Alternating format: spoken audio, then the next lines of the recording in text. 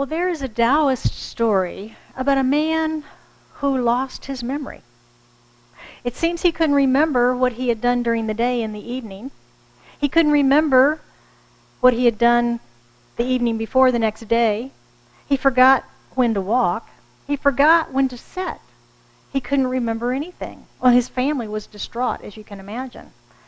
And Confucius came and said, well, yes, I believe I can cure him, but I need some time alone with him. So Confucius took the time and came out, and the man was cured. He was cured. Confucius was able to cure him, but the man was furious. The man was furious. He said, before, when I forgot everything, my mind was pure and free.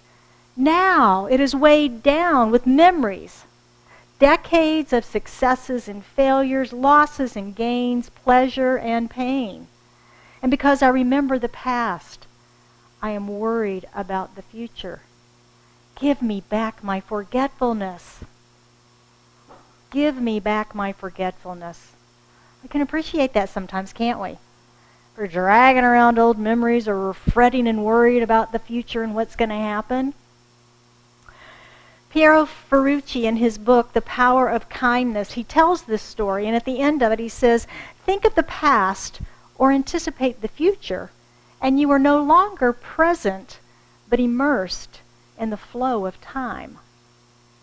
Immersed in the flow of time. And I bet we've all experienced moments when we are fully present in the now. Perhaps it's a moment of compassion when we're sitting with a friend who's not feeling well, and we're fully present with them in that moment, in that time. Perhaps it's reading to a child. They command our attention, don't they? Or maybe it's standing on the edge of an airplane door, ready to jump out and skydive. We might be a little bit focused in that moment, a little bit paying attention. Or maybe it's a creative moment. Maybe it's when you're being creative and you're ultrally in that moment of being present with that, Or maybe it's a spiritual moment, a spiritual awakening, where you're very present to God, to Spirit, to the source of your being. And we've all likely probably experienced that flow of time, haven't we? Anybody besides me ended up someplace driving and gone, whew, how'd I do that? How did I do that? I don't recall seeing anything. When we suddenly come to awareness and go, where am I? And what did I just pass? Yeah, I think we've all had those moments. Or maybe, I have a friend that used to call me periodically and go, hey, would you run by my house and see if I left my garage door open? Right? Yeah, we've all done that. You're driving out the road a little ways and you go, did I close that garage door? Did I turn off the coffee maker? It's because we're not in the present, right? We're already out the door worried or thinking about something else, or thinking about something that had happened in the past. We're not present in that moment. Now, I can speak to these things this week because knowing that I was talking about mindfulness as an act of kindness this week, I decided on Monday morning I'm going to be mindful all week, all day. So I started practicing this. And the first thing is putting on my face in the morning. And that's not a very mindful time for me because I've done this for a few years and it's kind of rote these days. So my mind wanders off. But I found that I had to bring myself into being present with each and every step that I was taking, everything I was doing. When I was driving to work, I encouraged myself to be mindful about the drive, watching the traffic around me, being very present to what I was passing, the color of the sky, what the artwork on the side of the freeway might be, the sound of the wheels, the tires on the road, the wind noise in the car, just being fully present, bringing my awareness into every moment, bringing it into every moment. Sounds pretty simple. Sounds like I was successful. So. Because our mind loves to play in that flow. What does he call it? The flow of time. We love to jump in that flow of time and play there in the past and in the future. We love to do that. So again, my talk is Mindfulness is an Act of Kindness. And we're continuing our overall series for this month, The Power of Kindness, which is loosely based on the book by Piero Ferrucci. And as I said, I made that conscious effort to be mindful, to watch my thoughts and to see where they went. Do you ever wonder where thoughts go? Where'd they go? And what I recognized is that my thoughts were really going out into the future. I was going out into the future. I wasn't really dwelling in the past as much as I was out in the future. And for those of you that know and love me, you know that I'm a planner. And I love to make lists. I love to make lists. And that's what I was finding myself doing when my thoughts would be wandering away someplace and I would pull them back into the present. I was out here planning something or making a list about something. And what I have come to realize through this experience is that that does create anxiety for me, because there's this ever-growing and expanding to-do list that I can never get done, so there's always a sense of anxiety and overwhelm. Can anybody relate? Yeah, a few of us do. Yeah, but that's what creates that anxiety, is having that extensive to-do list. And, quite frankly, I've always thought that I made those lists because I would forget things. It's something else. So I'm working on the something else part of that. So it's been a very interesting week from that standpoint, to continue to bring myself back to the present moment. But again, the good news is I wasn't dwelling in the past and I wasn't worrying about the future, but I did discover the list making does create some anxiety. So it's true, I think, that life can seem to pass quickly. It can pass quickly when we're not focused on what really matters. Do you ever catch yourself wondering where life went? I mean, here we are in November. Weren't we just here doing the burning bowl for 2016? Burning that away, or 17 rather, this is 18, 17, and getting ourselves set for 2018. And here we are 11 months later already. Have we been paying attention to what matters this year? Have we been paying attention to what matters? I notice in conversation that many people have a focus on the negative. Have you noticed that? Not in this community, of course, but outside in our other places that we go, and maybe those family people and stuff like that like to talk about and focus on the negative. And I hear that, and I frequently will try and find the positive in that. Well, wasn't there something good that came out of it? Wasn't there a silver lining of some sort? And they're like, oh yeah, there was. Yeah, I guess that's right. But it's not the drama, is it? Of telling the story, the oh my gosh part of the story.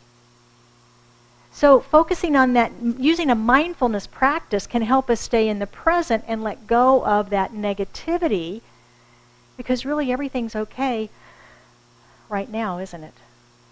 Right now, in this moment, everything is okay.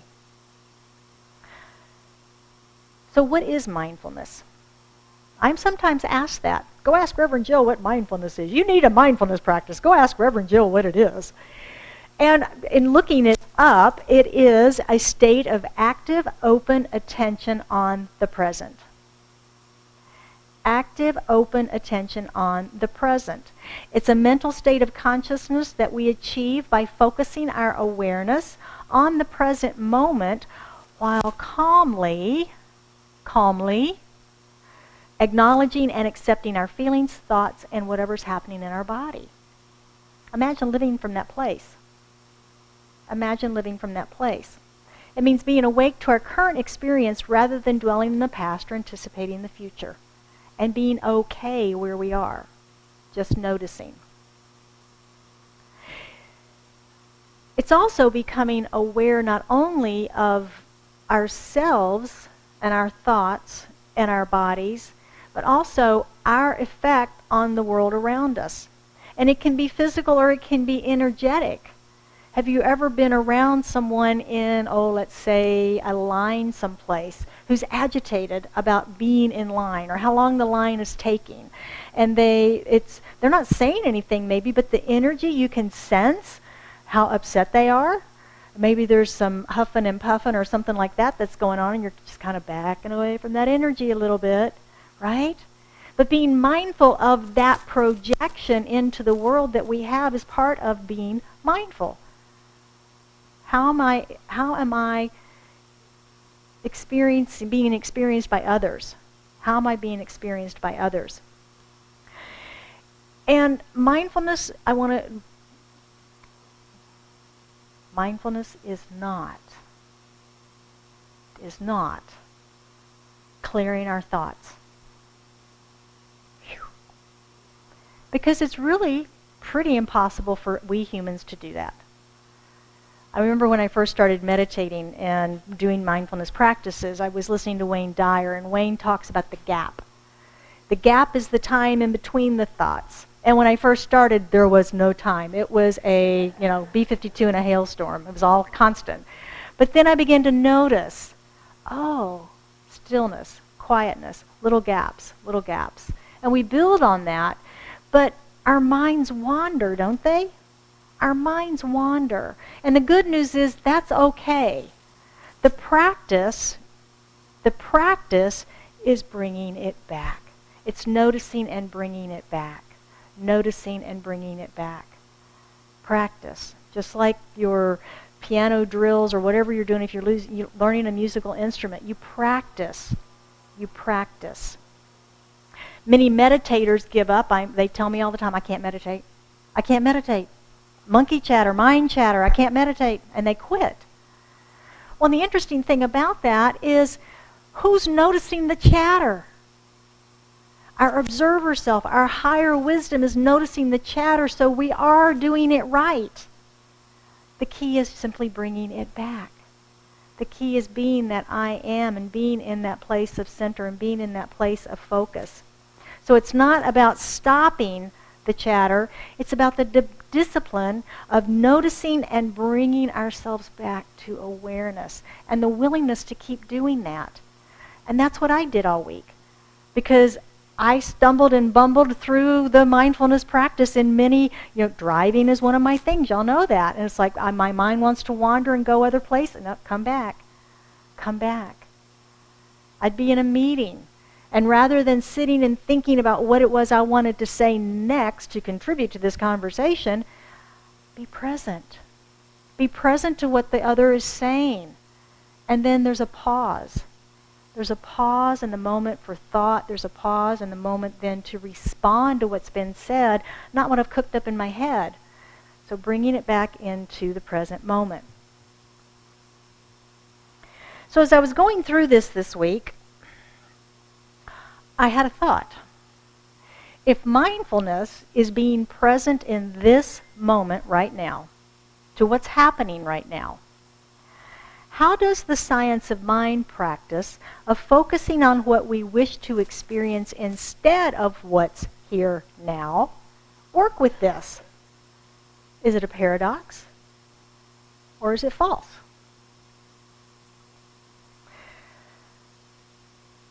It's sort of a paradox, but not really. Because when we begin to understand the science of mind practice of focusing on what it is we want to experience instead, we begin to recognize that it is a release of resistance to what is. It's turning away from the condition. It's no longer holding the condition in our energy and keeping it present by saying how much we don't like it. It's simply turning away from that and being present in the now to what it is that we prefer instead. And accepting and embodying that as if it were here now. That's the step we sometimes miss because we're futurizing it. We're futurizing it and saying, another year from now or 5 years from now or next week or tomorrow or an hour from now. But the key is to be present with it now. I am the relationship. I am the financial flow. I am the career. I am the health in this now moment. That's the difference. That's the difference. That's how we use the mindfulness practice along with the focusing on what we focus on expands practice. They are not opposite of each other. They go together very, very nicely, actually. Go together very nicely. So we need to pay attention to our resistance. I've been playing for the last couple of weeks with the idea of control versus power. And the visual that I keep getting is horses and like a wagon. And if the horses are running too fast or going in the wrong direction, control them by pulling them back, right? Pull back on the reins, resistance. If things in my life are flying apart, I need to control them. I need to pull it back together. That's the control piece of it. Whereas power is just standing in our unique oneness and wholeness of spirit and allowing that power of the divine to move through us into that great I am. Just being who and what we are, not trying to control and resist something. So a mindfulness practice can be very supportive and helpful to us in letting go of resistance and letting go of attachment. Letting go of attachment. We can sometimes be attached to our stuff, even the stuff we don't want. It's my stuff, doggone it. It's my story. It's my drama. We can be attached to that, can't we? Who would I be if I let that go? Who would I be if I let that go? So letting go is a piece of the mindfulness practice. That's a piece of it, is being present in the moment and letting go. And as Craig sang, finding peace in the moment.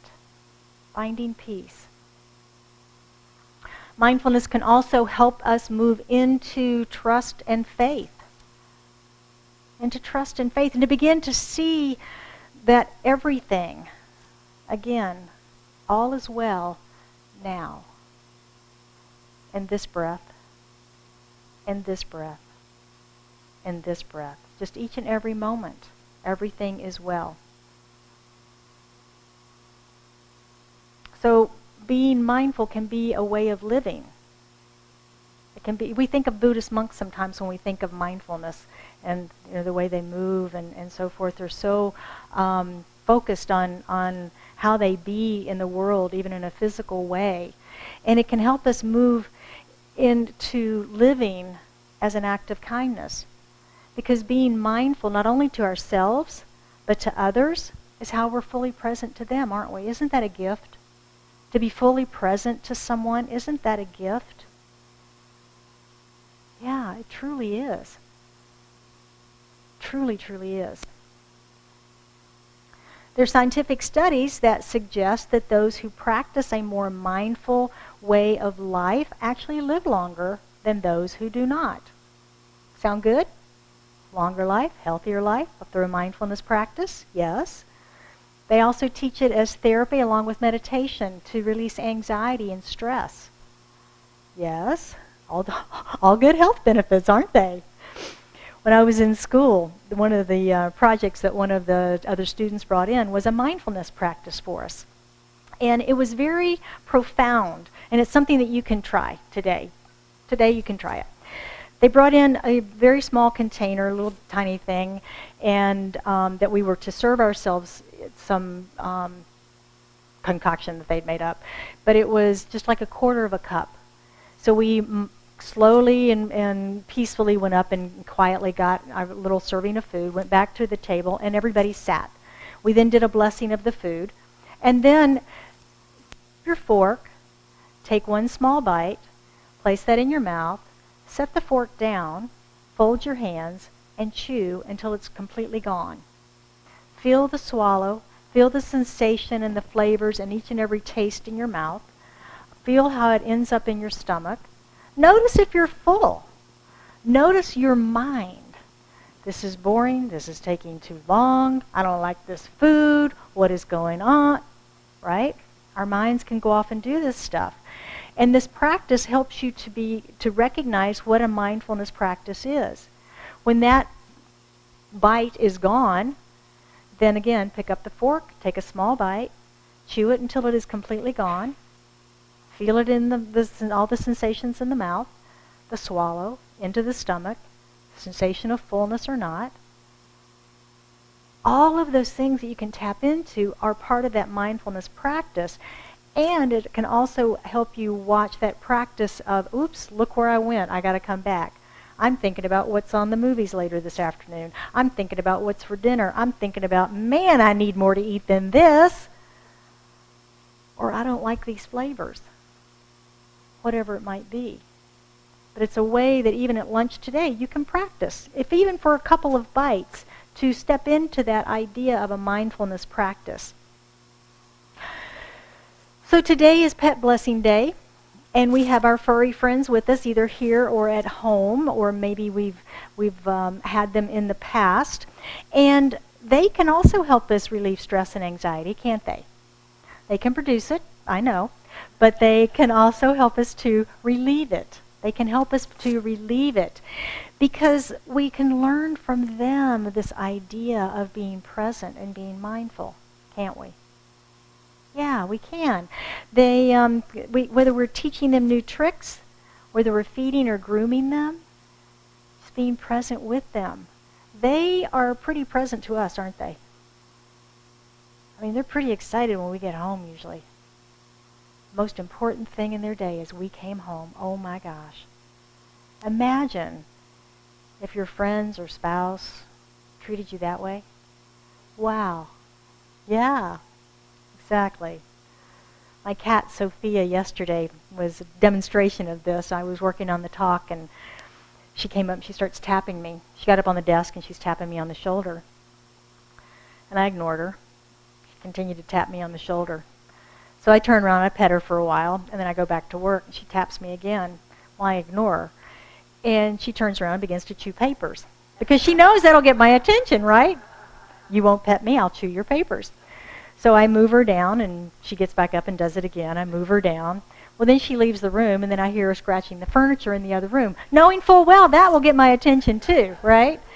So she's got her methods of getting my attention and making sure that I am present to her. And I'm sure your furry friends have similar routines that they play with you with. So our bottom line here today really is developing this idea and this practice of a mindfulness. Practice is a powerful, healthy way to live longer and to live a more joy-filled life.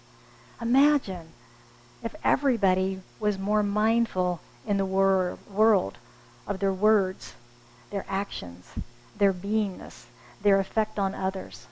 Imagine. That's a world that works for everyone, isn't it? So let's look at some ways that we can practice this. I've got a couple of different things I'm going to share with you today. This is the way to get started and then what to do. How about that?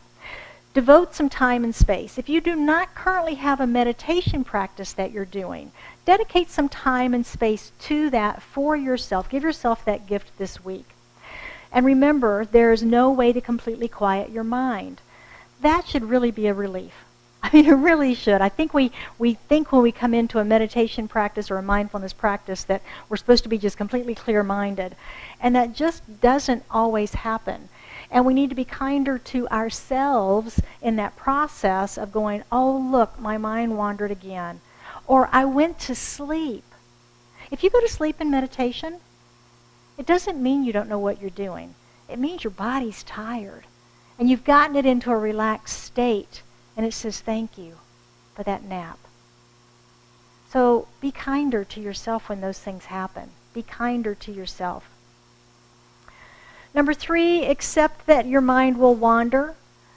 And they say that it's really the magic moment of this is the noticing of the wander. We sit down, we go into our meditation time or our mindfulness practice, and everything's good. And the next thing we know, a minute, 5 minutes, 20 minutes later, we go, oh my gosh, my mind wandered off again. Where did it go? It's that noticing moment that is the practice to go, oh, and bring it back. Notice and simply bring it back. Bring it back to the breath. Bring it back to the breath. A couple of examples that I read about were obviously the autopilot and the driving that we've talked about. But another can be eating, can it? Anybody besides me ever gotten a bag of potato chips intending to get 3 or 4 out of it, and the next thing you know, the bag is empty. There's a hole in the bottom of the daggone thing, right? That's mindless eating, isn't it? Mindless snacking. Yeah, I'm guilty. I'll fess up. So your judgy brain will want to take over. And the important thing to remember here is that this mindfulness is a twofold practice. It's twofold. Focus on the present without judgment. Without judgment, attachment, or resistance. When we can simply be with what is. Be with what is. And recognize that life is a continuum and things change, don't they? Things change and shift and move. This is the moment. This is what's happening. Isn't that interesting? I'm okay with that. So again, it's returning our attention again and again and again. And a good way to do that is the breath. And we hear that all the time. Just return to the breath. You've all been breathing here this morning, haven't you? Did you notice it? Probably not. It's not something that we notice unless we're in that meditative state. And we can also not notice it even then, and that's when our mind can wander, isn't it? But it's an anchor that we can use to come back to center, to come back to the mindfulness place. Oh, focus on the breathing again, in and out, in and out. And then your mind will go, oh, that's a nice rhythm. What about, oops, come back to the breath, anchor in that, in and out, in and out. So 6 quick steps to developing, practicing the mindfulness practice. Okay? Take a seat. Don't lay down, sit. Take a seat, someplace that feels quiet and calming to you. Number 2, set a time limit. Particularly if you're not used to meditating or doing a mindfulness practice, use your phone, set a time, 3, 5, 10 minutes, something like that. Then sit down and notice your body. Notice your body. You can either sit with your feet flat on the floor, you can sit in a lotus position, but someplace where you feel stable and that you can sit like that for a while. If you can't sit in a lotus position for more than 30 seconds, I wouldn't recommend that one, okay? So just sit someplace that you can be comfortable. And then begin to feel that breath.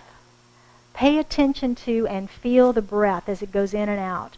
And then notice, again, when your mind wanders. You know, it can almost be reverse psychology to focus on when your mind wanders and see if it does. Wouldn't that be an interesting experiment? Wouldn't that be an interesting experiment? I'm going to see when my mind wanders. It's not wandering yet. It's not wandering yet. I'm going to see when my mind wanders. It's not wandering yet. Wouldn't that be interesting? We may be onto something here. But again, if it's a few seconds, a minute, or 5 minutes, just gently, lovingly, kindly bring it back. So that's it. That's the practice. You go away, you come back. You go away, you come back. It's a pretty simple thing to do, but it's very powerful in your life.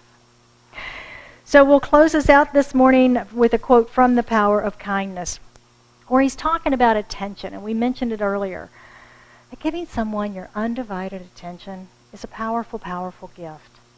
If you've ever sat with or had someone sit with you when you were not well, having that person be fully present is such a powerful gift. Or if someone is just sharing some story that's either very powerfully engaging or if it's very troubling or painful for them, and you're present with them, that is such a gift. To hear them, to listen genuinely, it is such a gift. And he says attention is the medium through which kindness can flow. Think of your best moments with others. Were you right there, fully attentive with them? By paying attention, we attribute meaning and importance. We offer nourishment. And we are close to another human being. We give the presence and the energy of heart. We can care for, we can love, and we can enjoy one another only in the present. Think about that. You can only enjoy another human being in the present moment when they're right there with you, or when you're thinking about them in the present moment. And if conflict arises, we deal best with it not by daydreaming, but by being awake. Imagine that. Rather than planning what you're going to say next, the next time a conflict comes, be present. Be right there. Hear what has upset the other person. Hear the misunderstanding. Hear What has happened? Be present to it, and then respond. And then respond. For all of our relationships, the only time is now. The only time is right now. So may you be mindful in all areas of your life this week. I encourage the practice one day. Just take one day and practice being mindful. So I want to thank you all for being with us today. And if you're with us for the first time, see our member guest services on the way out. They've got another token of appreciation for you. We do appreciate you visiting, taking the time to be with us, everyone, today. And I would invite you to join me in a prayer, if you would, as we anchor this truth. In this moment, I know God and nothing else. For that is all that there is. The power, the presence, the life itself is spirit, source, essence, presence. It is love and peace. It is wonder and joy. It is wisdom and intelligence. And all of that is here now present, in, through, and as me, as an expression of it. For I'm a manifestation of that one, whole, perfect, and complete in this beingness, in this expression. And as I know this truth for me, I know this truth for each and every one in this room today. For I know that we are all manifestations of this one power, of this one presence, of this one love. And so knowing that truth, knowing that unity and wholeness that we are in the one, I speak my word for and about each of us this day. Knowing, claiming, and accepting that kindness is our religion. That is our go-to. How can I be kind? Be kind anyway. And I know that as we practice mindfulness, we begin to recognize that this present moment truly is all that we have. Truly is all that we have. In the breath that we take, in the interactions and our relationships, and the connections that we make with each other. And how grateful I am for this knowing. Grateful that we are each have come together in this community, that we come together in love and in kindness and in joy and in celebration. We come together in wholeness as a reflection of a world that works for all.